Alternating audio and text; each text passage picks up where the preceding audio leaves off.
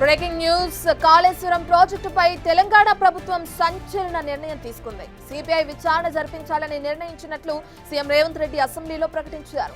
అంతరాష్ట్ర వ్యవహారాలు, కేంద్ర సంస్థల భాగస్వామ్యం తదితర అంశాల నేపథ్యంలో ఈ కేసును సిబిఐకి అప్పగించాలని సముచితంగా భావించినట్లు తెలిపారు. దర్యాప్తు చేపట్టేందుకు సభ ఏకగ్రీవంగా నిర్ణయం తీసుకుందన్నారు. నిజాయితీతో విచారణ జరగాలని ఆశిస్తున్నానని అన్నారు. నిన్న దాదాపు 10 గంటల పాటు సాగిన సుదీర్ఘ వాదనల అనంతరం సభ నిరవధికంగా వాయిదా పడింది.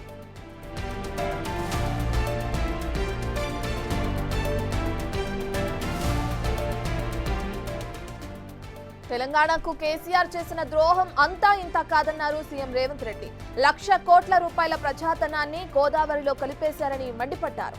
ప్రాజెక్టులకు కేంద్రం ఇచ్చే 75% నిధులను కేసీఆర్ కాలదన్నారని ఆగ్రహం వ్యక్తం చేశారు. మేడిగడ్డలోని లోపాలను ఎగ్జిక్యూటివ్ ఇంజనీర్ రమణారెడ్డి ఆనాడే బయటపెట్టారని తెలిపారు. అప్పుడే లోపాలను సరిదిద్దుంటే ఇప్పుడు ఈ పరిస్థితి వచ్చేది కాదన్నారు. కేసీఆర్, హరీష్ దుర్మార్గులని ఈటెల చూస్తూ కూడా కూర్చున్నారని చెప్పి అన్నారు. కాళేశ్వరంలో అవినీతి చేయకపోతే కేసీఆర్ ఫ్యామిలీకి 1,000 కోట్ల ఆస్తులు ఎలా వచ్చాయో ప్రజలకు చెప్పాలన్నారు. ప్రజాధనం లూటీ చేసిన కేసీఆర్, హరీష్ రావును శిక్షించాల్సిన అవసరం ఉందా లేదా అని ప్రశ్నించారు సీఎం.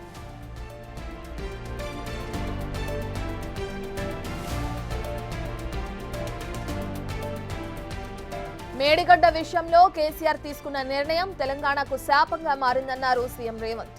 కమిషన్ల కోసం కకృతిపడి కాళేశ్వరం ప్రాజెక్టు పేరుతో నిధులను దుర్వినియోగం చేశారని, దోచుకున్నారని అన్నారు.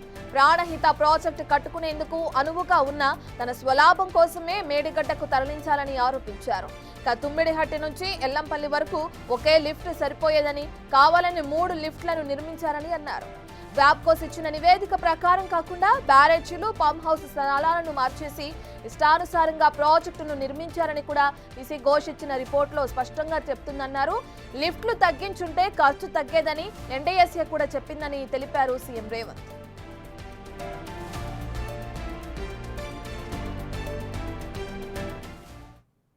ఈ ప్రాజెక్టులో అంతర్రాష్ట్ర అంశాలు, కేంద్ర రాష్ట్ర ప్రభుత్వాలకు చెందిన వివిధ శాఖలు, ఏజెన్సీలు పాలు పంచుకున్నాయి.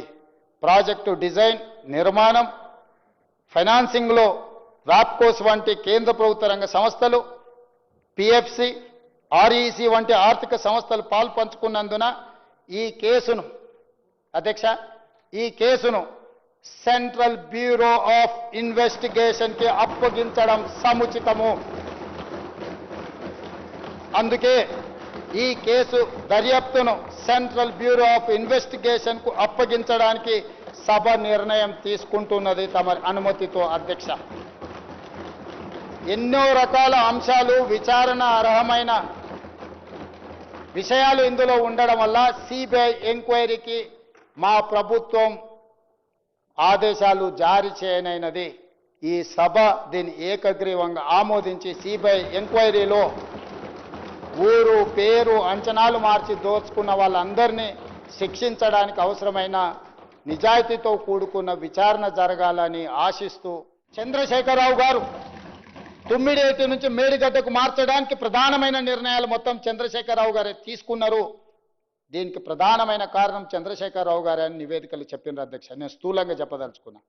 సాంకేతిక నిర్ణయాలు, సీక్వెంట్ ఫైల్స్ కట్ ఆఫ్ టెక్నాలజీకి ఇండియన్ స్టాండర్డ్ అంటే ఇప్పుడు ఏదైతే సాంకేతిక నైపుణ్యంతో నిర్మించిందో ఇండియన్ స్టాండర్డ్స్లో దానికి ఏం రికగ్నేషన్ లేదు అధ్యక్ష. టెక్నాలజీని మార్చింది హరీష్ రావు గారు. అంటే ఒక విధంగా నిర్మించాల్సిన సాంకేతిక నైపుణ్యాన్ని ఇంకొక విధంగా మార్చడం ద్వారా ఈరోజు అది కుప్పగూలడానికి కారణమైంది అధ్యక్ష. బాధ్యత రహితంగా వ్యవహరించిన చంద్రశేఖరరావు గారిని, అదేవిధంగా హరీష్ రావు గారిని, ఈటెల రాజేందర్ని వీళ్ళు దుర్మార్గాలు చేస్తుంటే పక్కన కూర్చొని చూసుకుంటున్నామని మా మహాభారతంలో చూసినాం కదా అధ్యక్ష. ధృతరాష్ట్రుడు కళ్ళకు గంతలు కట్టుకొని కొడుకులు చేసే దుర్మార్గాలను, కుటుంబం చేసే దుర్మార్గాలను నియంత్రించకపోవడం వల్ల కౌరవ సామ్రాజ్యం మొత్తం సర్వనాశనం అయిపోయింది కదా అధ్యక్ష. ఈరోజు చంద్రశేఖరరావు గారు, హరీష్ రావు గారు చేస్తున్న అరాచకాలను, దుర్మార్గాలను ఈటెల రాజేందర్ గారు చూసుకుంటూ కూర్చున్నాడు. ఎక్కడ కూడా ఆపే ప్రయత్నం చేయలేదు ఆర్థిక మంత్రి కానీ. ఈ నివేదికలు రాశారు అధ్యక్ష. ఒక్కొక్కరు ఏం చేసిరో, చంద్రశేఖరరావు ఏం చేసిండు, హరీష్ రావు ఏం చేసిండు, ఈటెల రాజేందర్ ఏం చేయలేదు. వీళ్ళేం దుర్మార్గాలు చేసిరు, ఈయనను దుర్మార్గాలు ఆపలేదు. వందల ఎకరాల ఫామ్ హౌజులు, వేల కోట్ల రూపాయల ఆస్తులు, టీవీలు, పేపర్లు, పెట్టుబడులు ఎక్కడి నుంచి వచ్చినాయి అధ్యక్ష? తెలంగాణ రాష్ట్రానికి 8,29,000 కోట్ల రూపాయల అప్పెట్లు వస్తుంది 10 ఏళ్లల్లా. దాదాపుగా 1,00,000 కోట్ల రూపాయల ఆస్తి ఎట్లు వస్తుంది మీకు? ఆ టెక్నిక్ ఏందో తెలంగాణలో 18 ఏళ్ళు పైబడి 35 ఏళ్ళ లోపల ఉన్న వాళ్ళు 65% జనాభా ఉన్నారు. గా యువకులకు కూడా గా విద్య నేర్పిస్తే తెలంగాణ రాష్ట్రం నిమిషాల మీద $1 ట్రిలియన్ ఎకానమీకి రాదా అధ్యక్ష? అధ్యక్ష, నేను ఢిల్లీ పోయినప్పుడల్లా ఇక ఆయన తెలివితేటలు ఏందో, ఆయన చదువు అమెరికాలో చదివిన అనుకుంటాడు కానీ మరి అది ఏం చదువో నాకైతే అర్థం కాలే. ముఖ్యమంత్రిగా ఢిల్లీ పోయినప్పుడల్లా లెక్కలు కట్టి ఢిల్లీకి పోతూ మోడీని కలుస్తూ ఆయన బడాబాయి, ఈయన చోటబాయి అంటాడు. ఈ దేశంలో ప్రధానమంత్రి ప్రతి ముఖ్యమంత్రికి బడాబాయినే. రాష్ట్ర ముఖ్యమంత్రుల సమూహానికి ప్రధానమంత్రి ఆయన. Is an a big brother. He can do something for our Telangana state. Politically we have our own platforms. మా జెండాలు వేరు. కానీ ప్రభుత్వాన్ని నడిపేటప్పుడు, పరిపాలన చేసేటప్పుడు, ప్రజలకు ఉపయోగపడేటప్పుడు విపక్షానికి సంబంధించిన ప్రధానమంత్రిని కలిసి తెలంగాణ రాష్ట్రానికి కావాల్సిన అనుమతులు కానీ నిధులు కానీ తెచ్చుకునే బాధ్యత ప్రజలు నాకు ఇచ్చిండ్రు అధ్యక్ష. నాకు బేసిజాలు ఎందుకు అధ్యక్ష? ప్రధానమంత్రి నరేంద్ర మోడీ గారిని, నిర్మలా సీతారామన్ గారిని కలవడానికి, లేకపోతే ఇతర మంత్రులను కలవడానికి ఇతర దేశాలకు వెళ్తున్నాం అధ్యక్ష, మా రాష్ట్రానికి వచ్చి పెట్టుబడులు పెట్టమని. ఈ రాష్ట్రంలో ఉన్న చిన్న చిన్న వాళ్ళని కలుస్తున్నాం అధ్యక్ష, మీరు పెట్టుబడులు పెట్టండి, మేము ప్రోత్సహిస్తామని. బ్యాంకుల దగ్గరికి వెళ్తున్నాం అధ్యక్ష, అయ్యా మాకు అప్పులు ఇవ్వండి, తక్కువ మిత్తికి ఇవ్వండి, మేము కష్టపడి ప్రాజెక్టులు కట్టి లాభాలు తెచ్చి మీకు చెల్లిస్తామని చేస్తున్నాం. ఒక భారత ప్రధానమంత్రిని కలిస్తే వచ్చిన తప్పేంది అధ్యక్ష? కేంద్ర ప్రభుత్వం నిధులు ఇచ్చే ప్రాజెక్టులను ఇస్తే దాన్ని మెజారిటీ ప్రాజెక్ట్స్ ఇవన్నీ తెలంగాణలో ఉన్నాయి అధ్యక్ష. నేను ఇప్పుడు ఎందుకు చదివినిపించిన అంటే ఇవన్నీ తెలంగాణ ప్రాంతంలో మెజారిటీ ప్రాజెక్టులు. తెలంగాణ ప్రాజెక్టులకు 75% నిధులు ఇస్తామని కేంద్ర ప్రభుత్వం అంటే అవి తీసుకోకుండా, ప్రాజెక్టులు మార్చి డిపిఆర్లు సబ్మిట్ చేయకుండా తప్పుదోవ పట్టించి ఈరోజు చంద్రశేఖరరావు గారు తెలంగాణకు ఒక గుదిబండగా శాశ్వత మరణ శాసనంగా రాసిన ప్రాజెక్టే కాళేశ్వరం ప్రాజెక్టు అధ్యక్ష. అందుకే డాక్టర్ బాబాసాహెబ్ అంబేద్కర్ గారి మీద వారికి ఉన్న కోపంతో ఆ పేరును తొలగించడమే కాదు, వారు అంచనాలు పెంచి 1,00,000 కోట్ల దోపిడీకి పాల్పడ్డాడు అధ్యక్ష. ప్రాజెక్టు డిజైన్ కావచ్చు, ప్రాజెక్టు కన్స్ట్రక్షన్ కావచ్చు, ప్రాజెక్టు మెయింటెనెన్స్ కావచ్చు, వీటన్నిటి పట్ల ప్రత్యేకమైన శ్రద్ధతో నేను నిర్మిస్తే ఏ విధంగా ఉంటుందో పోచారం ప్రాజెక్టు ఒక ఉదాహరణ అధ్యక్ష. మరి ఈరోజు మనం చర్చ చేస్తున్న కాళేశ్వరం ప్రాజెక్టు కట్టడం, కూలడం, 1,00,000 కోట్లు గోదావరి పాలవ్వడం అంతా 3.5-4 సంవత్సరాలలో జరిగిపోయింది అధ్యక్ష. ఇంత దారుణమైన సంఘటనలు మన కళ్ళ ముందే కట్టడం, మన కళ్ళ ముందే కూలిపోవడం, ఆ గోదావరిలో 1,00,000 కోట్లు కొట్టుకుపోవడాన్ని చూస్తే చర్చించొద్దు, కమిషన్ వెయ్యొద్దు, కమిషన్ రిపోర్ట్ ఇవ్వద్దు అని ఈరోజు అడ్డుకునే ప్రయత్నం చేస్తున్న వాళ్ళను తెలంగాణ సమాజం ఏమనుకోవాలో మీరు ఒక్కసారి ఆలోచన చేయండి. ఇక కాళేశ్వరంపై అటు పీసీ ఘోషించిన నివేదికపై నిన్న అసెంబ్లీలో వాడివేడిగా చర్చ జరిగింది. ఇక దీని తర్వాత సీఎం రేవంత్ రెడ్డి అటు సిబిఐ విచారణ జరిపించాలని నిర్ణయించినట్లు కూడా ప్రకటించడం జరిగింది. దీని గురించి మరిన్ని విషయాలను మనతో పంచుకోవడానికి ఇరిగేషన్ శాఖ ఎక్స్పర్ట్ శ్యాంప్రసాద్ రెడ్డి గారు అందుబాటులో ఉన్నారు. సార్, గుడ్ మార్నింగ్ అండి. గుడ్ మార్నింగ్ అమ్మా. మనం చూస్తున్నాం సిబిఐ విచారణకి మొత్తం ఆ సభలో ఉన్న సభ్యులు మొత్తం ఏకగ్రీవంగా అంగీకరించినట్లు, దాని తర్వాత సిబిఐ విచారణకి ఆదేశిస్తున్నట్లు కూడా మనం చూస్తున్నాం. ఇప్పుడు ప్రభుత్వం ఏం చేయబోతుందంటే ఎవరైతే బదిలీపై ముందుగా మంత్రిమండలి ఆమోదం, దాని తర్వాత అటు సిబిఐ అధికారిక అభ్యర్థనలు ఇవన్నీ కూడా వచ్చే అవకాశం కనిపిస్తుంది కదా. సిబిఐ బృందంలో ప్రధానంగా ఎవరెవరు అంటే ఏ శాఖకు సంబంధించిన వాళ్ళు ఈ కేసు దర్యాప్తుకి ముందుకు వెళ్లే అవకాశం కనిపిస్తుంది అనుకోవచ్చు? మనము ఇన్ని రోజుల నుంచి ఎదురు చూస్తున్నటువంటి ఘోష్ గారి కమిషన్ రిపోర్టు, అది ఒక నిర్దిష్టమైనటువంటి రిపోర్టుగా మనం భావించాము. కానీ ఇంతకుముందు గతంలో నేషనల్ డ్యామ్ సేఫ్టీ అథారిటీ వాళ్ళు ఇచ్చిన రిపోర్ట్లు కూడా వాళ్ళు ఇస్తూ వాళ్ళు కూడా ఏమన్నారంటే దీని మీద ఇంకా deep study, it requires deep study to find out the real causes for the failure, అది చేయించాలని చెప్పేసి వారు రికమెండ్ చేయడం జరిగింది. అంటే మనము భారతదేశంలో డ్యామ్ సేఫ్టీ అథారిటీ వల్లే ఆ విధంగా రిపోర్ట్ ఒక ఫైనాలిటీ లేకుండా ఇవ్వడం వలన ఆ రిపోర్టుకు అసలు దాని మీద చర్యలు తీసుకోవడానికి లేదు. ఎందుకంటే వాళ్ళే రికమెండ్ చేశారు డీప్ స్టడీ అని. దాని తర్వాత మనకు ఇది ఇంకొక రిపోర్టు స్టేట్ గవర్నమెంట్ యొక్క అభ్యర్థన మేరకు విజిలెన్స్ రిపోర్ట్ కూడా ఇవ్వడం జరిగింది వాళ్ళు కూడా. అయితే దీనిలో విజిలెన్స్ వాళ్ళది ఒక ప్రధానమైనటువంటి ల్యాబ్స్ ఏంటంటే ఈ 10 సంవత్సరాలలో వాళ్ళు ఆ ప్రాజెక్టును ఒకసారి కూడా విజిట్ చేయకపోవడం. వాళ్ళు రెగ్యులర్ గా విజిట్ చేసినట్టయితే తప్పు ఎప్పుడు జరుగుతుందో అప్పుడే బయటపడేది. అసలు అది కంప్లీట్ అయిపోయిన తర్వాత అక్కడ జరిగిన డ్యామేజ్ అయిన తర్వాత వాళ్ళని రిపోర్ట్ అడిగితే వాళ్ళు రిపోర్ట్ ఇచ్చారు. అది కూడా సమగ్రమైన రిపోర్ట్ కాదు. ఎవరెవరు కల్ప్రిట్ అని ఇవ్వడమే కానీ అందులో ఎక్స్పర్టైజ్ ఎవరు అసలు సరైన ఎక్స్పర్ట్స్ అందులో ఉండరు కదా. ఎవరో ఒక నామినల్ గా ఒకరిద్దరు ఉంటారు అంతే. అది కూడా దాని మీద కూడా చర్య తీసుకోవడానికి లేదు. లాస్ట్ ఫైనల్ గా we are waiting for Ghosh commission యొక్క రిపోర్ట్. ఘోష్ కమిషన్ రిపోర్ట్ లో రాత్రి నేను అవుట్ ఆఫ్ స్టేషన్ ఉన్నా కూడా నేను చూశాను కంప్లీట్ గా మిడ్ నైట్ వరకు. లాస్ట్ కు సంభాషణ బిట్వీన్ అక్బరుద్దీన్ గారికి సీఎం మధ్యలో జరిగిన సంభాషణ ప్రకారంగా తెలిసింది ఏంటంటే ప్రభుత్వం అన్ని రిపోర్ట్లు కమిషన్ కు సమర్పించినా కూడా వాళ్ళు దాని ప్రకారంగా చర్యలు తీసుకోలేదు అని చెప్పేసి క్లియర్ గా అందులోనే వారే కమిట్ అయి ఉన్నారు.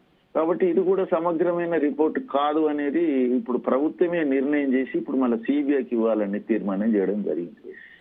అయితే ఒక్కటి మేము మొదటి నుంచి మా తెలంగాణ రిటైర్డ్ అసోసియేషన్ తరఫున 2023 అక్టోబర్లో జరిగిన డ్యామేజ్ కాగానే మేము ఏం కోరినామంటే ఇంకంటే సీక్వెంట్ ఫైలింగ్ విధానంలో ప్రపంచంలోనే మొదటిసారి ఈ బ్యారేజ్ కట్టడం జరిగింది. అటువంటప్పుడు దీని మీద ఒక రీజన్స్ ఫర్ ఫెయిల్యూర్ అంటే ఇది ఫెయిల్ కావడానికి రీజన్స్ కరెక్ట్ గా తెలవాలంటే టెక్నికల్ గా ఎక్స్పర్ట్స్ ఉన్న వాళ్ళే చెప్పాలి. అటువంటప్పుడు నేషనల్ ఇంటర్నేషనల్ ఎక్స్పర్ట్స్ తో ఒక కమిటీ వేసి అందులో మన లోకల్ గా ఉన్నటువంటి డిపార్ట్మెంట్ లో 30 సంవత్సరాలు 40 సంవత్సరాలు పనిచేసినటువంటి వాళ్ళు ఎంతో మంది ఉన్నారు. వాళ్ళు కొంతమందిని నేషనల్ లెవెల్లో ఉన్న వాళ్ళని ఇంటర్నేషనల్ ఎక్స్పర్ట్స్ తీసుకొని వాళ్ళకు సమగ్రంగా అన్ని ఇప్పుడు ఎట్లయితే ఘోష్ కమిషన్ కు మనం అయితే ఏర్పాటు చేసామో వారికి అన్ని తీరుగా టెక్నికల్ గా వాళ్ళు ఏ టెస్టులు చేయాలన్నా కూడా కావాల్సిన పరికరాలు అన్నిటిని సమకూర్చి వాళ్ళకి అన్ని తీర్లు చేసినట్టయితే రీజన్స్ ఫర్ ఫెయిల్యూర్ అనేది రావాలి. దాని తర్వాత దానికి రెక్టిఫికేషన్ ఏంటిది కూడా వాళ్ళే చెప్పాలి.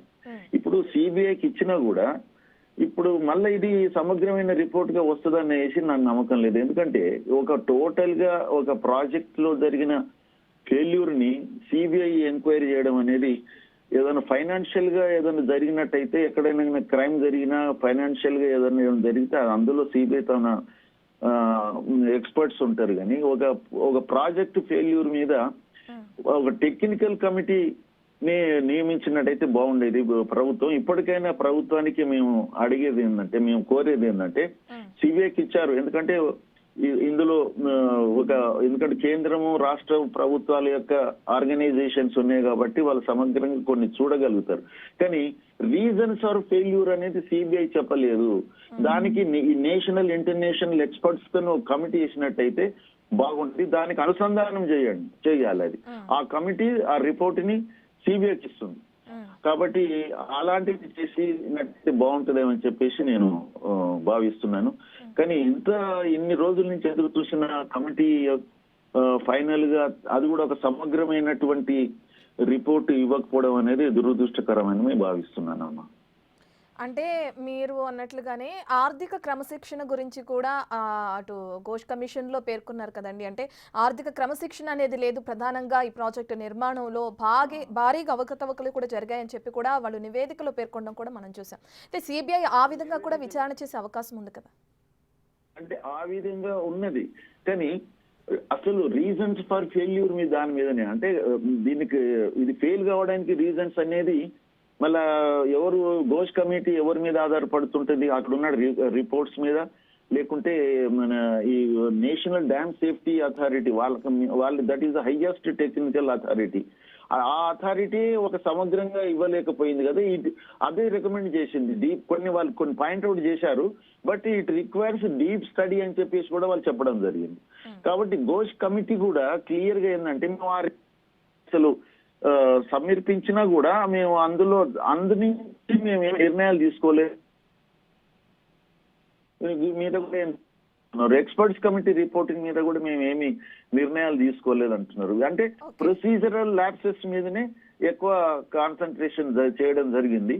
కానీ ఇంత పెద్ద 1,00,000 కోట్లు అని మనం ఏదో చెప్తున్నాము, ఇంత పెద్ద ప్రాజెక్ట్ ఈ రోజు పని చేయకుండా ఉన్నప్పుడు దీనికి టెక్నికల్ గానే మనం ఒక ఎక్స్పర్ట్స్ ని నేషనల్ ఇంటర్నేషనల్, మనం ఇప్పుడు పోలవరంలో జరిగినటువంటి ఫెయిల్యూర్ కు ఒక ఇంటర్నేషనల్ ఎక్స్పర్ట్స్ తో కూడా కమిటీని వేయడం జరిగింది. మరి అటువంటిప్పుడు ఇక్కడ కూడా అలాంటిదే మనం చేసుకున్నట్టయితే ఎవరికి అనుమానాలు ఉండవు. ఎందుకంటే టోటల్ ఎక్స్పర్ట్స్ యొక్క ఇచ్చినటువంటి రిపోర్టు ఆధారంగా రీజన్స్ ఫర్ ఫెయిల్యూర్ అంటే అందులో అన్ని ల్యాప్సెస్ కూడా వస్తాయి. అందులో దానికి నేను అంటే సిబిఐకి అనుసంధానం చేసుకుంటే బాగుంటుందేమో నేను భావిస్తున్నాను. థ్యాంక్ యూ శ్యాంప్రసాద్ గారు.